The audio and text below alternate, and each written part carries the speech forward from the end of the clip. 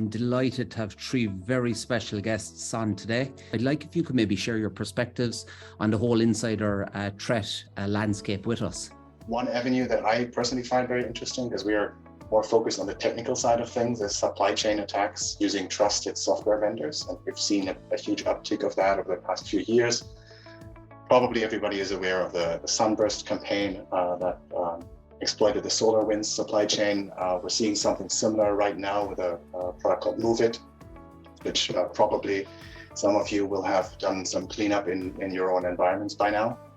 And that really is a problem, because an average organization has 10 or 11 suppliers, partners that they work with in this fashion, but they have a lot more software vendors. And by extension, through the software that they run in their environments, they're effectively importing users, and they're effectively giving them permissions to roam on their networks, to access resources. And very often these are not as tied down as you would wish. So I find supply chain attacks to be very interesting in this space, and I expect to see more of that over the coming years. In your experience, how big a problem do you believe it is to identify if an organization is challenged by, personnel on the floor of that company whose job it is to steal intellectual property, or, you know where I'm coming from? I mean, yeah.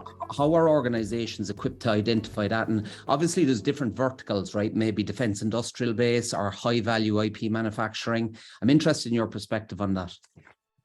Yeah, thanks, Ronan. So I think, unfortunately, to disavow you of your fascination, for the vast majority of corporations around the world, but especially here in America where I'm based, the accidental, or in some very rare cases, the malicious insider is what most organizations will be facing.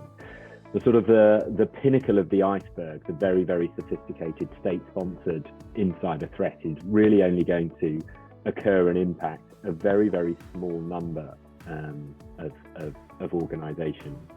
Where there is IP that other states or other industrial companies overseas can't acquire themselves easily and readily, you may see examples, and I'm sure it's ongoing, particularly amongst the defense organizations here.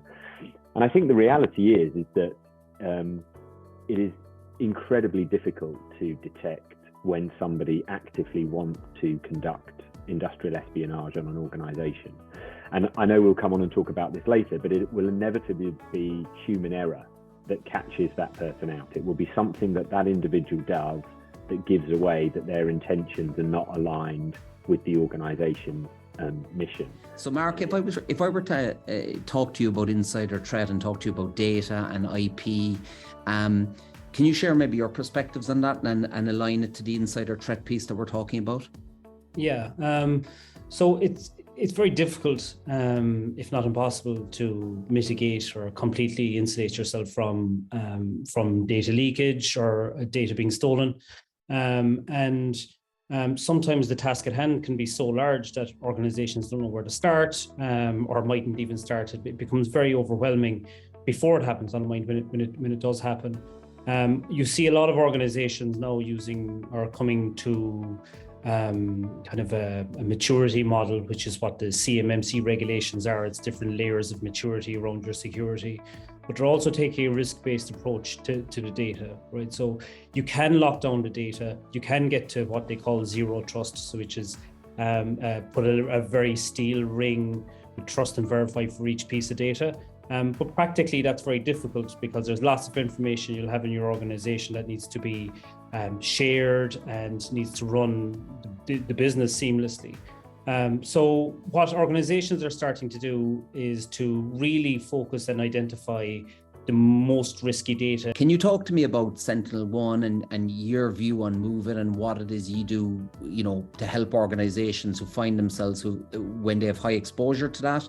And then more importantly, because we're talking about insider threat, if they were late to the game in terms of hardening of their systems, what does that now look like in terms of what it is that you guys do to help? So you can look at the one thing that all of the attackers have in common and all the actors have in common. That is, they need to act on their objective. Eventually, they need to exfiltrate, they need to destroy, they need to perform reconnaissance, they need to perform command and control. So they need to perform any of the disciplines that are needed in order to get what they're intended to get or to perform what they need to perform. And that's where we come in. So we look at telemetry of actual behaviors, and we judge that behavior both with machine learning models, AI models that run on the endpoint, as well as classical detection methods, and then additional models that we run in our cloud, where we basically collect the telemetry and can look at it after the fact. We can look at things like aggregates over time, so that you can find out that, oh, there's potential for data exfiltration because we see a difference in the traffic pattern that we see here.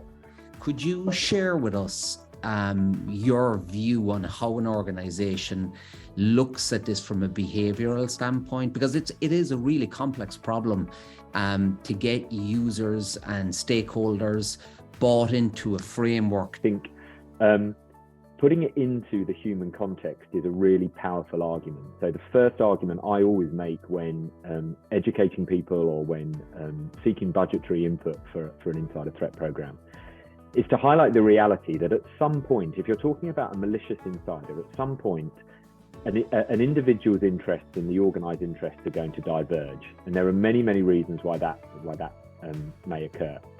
It may be because they're feeling underwhelmed. It may be because they are having poor performance. It may be because they've had their heads turned by another job. All of these are very, very human traits, and it doesn't sound particularly sophisticated or sexy, but actually all of us have been in that position when we've thought about leaving one job and moving to the next. And so what is critical at that juncture, so if Ronan is sat there and he's thinking, I'm going to move jobs, or I'm not feeling content with my position in the organization, having the ability to both identify, detect and report those human behaviors is critical, but also having the education and awareness that makes it very clear to you from the outset of your tenure of employment. The disconnect between the left and the right, as there are, you could say there is in politics, where you will have the virtue signaling piece and you'll have the overworked, under-resourced engineering technical delivery piece. It tends to fall into a delta somewhere in the middle. So Mark, if you could maybe talk a little bit about my observations, if you agree with me, if you disagree with me. Yeah, I fully agree. There's two key stakeholders there with cybersecurity, who are in charge of securing the network and securing the data that's in that network and so on. But it's all kind of lumped under one kind of view. You've got the governance people who need to make sure it's in line with compliance, and that has an element of data security, but it's got a lot of other use cases as well. There's a third leg to that stool, though, Ronan, that sometimes gets neglected, and kind of it's coming back to Richard's point, is the business itself that use the data and utilize the data are a key stakeholder in that as well, right? So if the security team to optimize what they're doing would lock down access to everything, the governance people would make sure things are in line with policy, and that'll make life very difficult for the business people who are effectively asked to deal with the data on a day-to-day basis. Why is it that the type of technology you guys are building helps to alleviate that skills shortage or resource shortage that we may have as an organization? What's different in terms of what it is you guys do? So a lot of the solutions that exploit AI and ML and embrace that as a new technology that has become available over the last 10 years, where the foundations are really 60 years old, but now we have more democratized access to the kind of compute that's needed in order to build those models, is that you can automate more of the tier one analyst work. So you can have, and that's one of the things that we do, you can make decisions in real time on the endpoint where an activity is happening and be disruptive, not just detect it so that you can detect and respond after the fact, but do that immediately. So that's one aspect. Another aspect is more technical, and there are actions that attackers do, like ransomware, where you encrypt or destroy files. So one of the technologies that we have will ensure that you can roll back these attacker actions, whether it is obtained persistence, whether it is that they have destroyed data. So it can help you get into a trusted state really quickly, and you can do that at scale for thousands of devices at a time. It doesn't require data transfer. All of that is on the endpoint. So that really helps you to respond at scale to these kinds of incidents. How do you align overstretched, overworked, under-resourced security and a GRC team on the left? And how do you knit together some sort of insider threat program? So I would say take a cross-functional approach. If you're an organization that is scarce on resources but still wants to try and do something about this, absolutely get, and I would build on the list of stakeholders that Mark alluded to, people from your HR team, from your legal team. There's a very good chance that if your organization has any degree of maturity, there's actually lots of components of an insider threat program already in existence. What you don't need anybody with security background. You need somebody who's able to be an ambassador for that program, to articulate it clearly to budget holders, and then harmonize those efforts that are already in existence. So whether that's working with your HR team to look at how it is that people are onboarded and offboarded, where are the thresholds of concern when you're having performance review conversations?